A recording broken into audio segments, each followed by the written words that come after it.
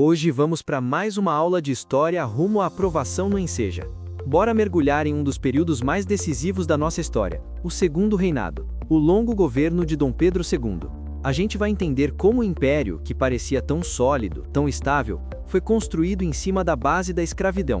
E mais importante, como tudo isso ajuda a gente a entender o Brasil de hoje. Vamos nessa! Para a gente dominar esse assunto e, claro, garantir aqueles pontos na prova, nosso roteiro vai passar por 6 etapas. A gente começa vendo como o império se estabeleceu, depois mergulha na estrutura da escravidão e na incrível luta pela liberdade, até chegar na crise que derrubou tudo. E claro, vamos resolver juntos uma questão de prova. É um verdadeiro quebra-cabeça histórico. Bom, para começar, como é que o império do Dom Pedro II conseguiu colocar ordem na casa? Para a gente entender a estabilidade que ele trouxe, a gente precisa dar uma olhadinha no caos que o Brasil era um pouquinho antes dele. Então, o Segundo Reinado surge como uma resposta direta à confusão que foi o período regencial. Pensa só, o Brasil estava pegando fogo com revoltas por todo lado, como a cabanagem, a farroupilha. Ameaçava até se dividir em vários países. A elite dona de terras estava apavorada e queria mais do que tudo, ordem e um poder central forte. E qual foi a solução que essa elite encontrou?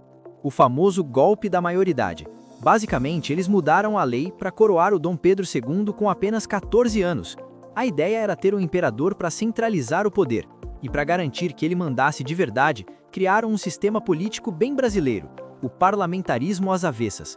Na prática, funcionava assim: o imperador sempre tinha a palavra final em tudo, e os partidos políticos da época, de um lado, os liberais, e do outro, os conservadores. No discurso, eles pareciam bem diferentes, um querendo mais autonomia para as províncias, o outro mais poder central. Mas na prática, no fundo, os dois representavam a mesmíssima elite agrária e concordavam no ponto principal: a escravidão tinha que continuar. Isso nos leva àquela frase famosa da época: nada mais parecido com um conservador do que um liberal no poder. Quer dizer, farinha do mesmo saco. E enquanto a política tentava garantir a ordem, a economia do império tinha um motor potentíssimo: o café. O café era o nosso ouro negro, que bancava o governo, as primeiras ferrovias e toda a estabilidade do império. Mas toda essa estabilidade, essa riqueza do café, foi construída em cima de uma base extremamente cruel. E é sobre essa base que a gente vai falar agora. Essa riqueza toda tinha um custo humano terrível. Pessoal, no século XIX, o Brasil era a maior nação com pessoas escravizadas em todo o Ocidente. A escravidão não era só um detalhe, ela era a base de tudo. Estava nas fazendas de café com jornadas de trabalho absurdas e também nas cidades, sustentando literalmente toda a estrutura social do império. Agora, um ponto fundamental que a gente não pode esquecer nunca: as pessoas escravizadas não foram vítimas passivas dessa história, de jeito nenhum. Elas resistiram o tempo todo, de todas as formas que podiam, como a gente vê aqui, formando quilombos, que eram comunidades de resistência, preservando suas culturas e religiões e até juntando dinheiro para comprar a própria liberdade. A luta era constante. E essa resistência não era só na força física, não. Ela também era intelectual, era jurídica, liderada por figuras simplesmente incríveis, que desafiaram o sistema por dentro, usando as próprias leis contra ele. A história de Luiz Gama, por exemplo, é um retrato perfeito dessa luta. Pensa só, ele nasceu livre, mas foi vendido como escravo pelo próprio pai. Anos depois, ele não só conseguiu provar sua liberdade na justiça, como se tornou um advogado autodidata. E usando as brechas da lei, ele conseguiu libertar mais de 700 pessoas escravizadas. 700! Luiz Gama usava sua inteligência e sua voz de uma forma muito poderosa. Olha só esse trecho de um poema dele. Na época, bode era um xingamento racista. O que ele faz? Ele pega essa palavra, vira do avesso com ironia e orgulho e usa como arma. Isso mostra que a luta também se fazia com a caneta, com as palavras. Com toda essa pressão da resistência e dos abolicionistas, o império teve que começar a se mexer.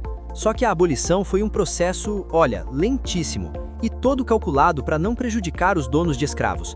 Leis como a do ventre livre ou a dos sexagenários, na prática tinham tantas brechas que mais pareciam uma forma de adiar o problema do que de resolver de verdade. Então, o ponto crucial aqui é que esse processo arrastado, combinado com um monte de outros problemas, começou a criar rachaduras bem fundas na base que sustentava o império. A casa ia começar a cair. A partir da década de 1870, os pilares que sustentavam Dom Pedro II no poder começaram a ruir um por um. Primeiro, ele arrumou briga com a Igreja Católica. Depois, o exército, que voltou da Guerra do Paraguai se sentindo poderoso, começou a questionar o governo. E o golpe de misericórdia veio dos próprios fazendeiros, que ficaram furiosos e abandonaram o imperador depois da abolição, já que não receberam nenhuma indenização. De repente, o trono ficou completamente isolado. E entender essas questões, essa crise toda, é exatamente o que a prova do Enseja vai cobrar. Vamos ver como isso cai numa questão de verdade? Olha só, uma questão clássica do Enseja. Eles mostram essa charge publicada em 1887, bem no meio da crise. A gente vê o Dom Pedro II dormindo no trono, que é feito de jornais. Com base em tudo que a gente viu, o que essa imagem está querendo dizer, hein? Vamos resolver juntos. Pensa comigo. Uma charge política, numa época de crise, dificilmente vai ser um elogio, certo? Então a gente já pode eliminar as opções que falam bem dele. A crítica é para quem? Para o imperador, que está dormindo. Então não é sobre a imprensa. Sabendo que o império estava desmoronando, a imagem de um rei dormindo no ponto aponta para quê? Exato, a resposta correta é a letra C. A charge é uma crítica direta à passividade, à inércia do imperador no meio de uma crise gigantesca que o país estava vivendo. A imagem grita que o regime perdeu sua força, seu vigor, e essa perda de apoio, essa percepção de que o imperador não agia mais, levou direitinho ao fim da monarquia e deixou marcas muito profundas no nosso país. Aí, em 15 de novembro de 1889, a República foi proclamada.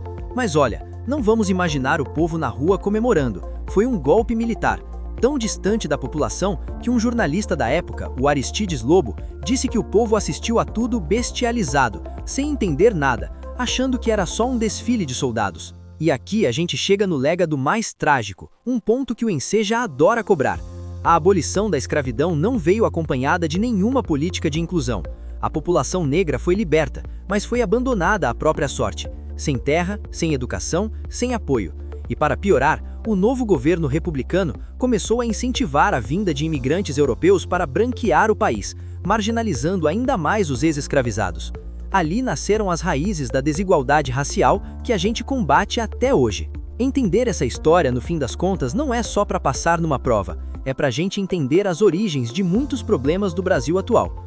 Fica aí a reflexão, como as escolhas feitas lá atrás ainda ecoam na nossa sociedade hoje. É isso, pessoal. Entender o segundo reinado é entender o Brasil. Se essa análise ajudou, continue se preparando para o Enseja aqui com a gente. Tem uma playlist de história cheia de conteúdo. E claro, se inscreve no canal para não perder as próximas aulas e garantir a sua aprovação. Um abraço e até a próxima!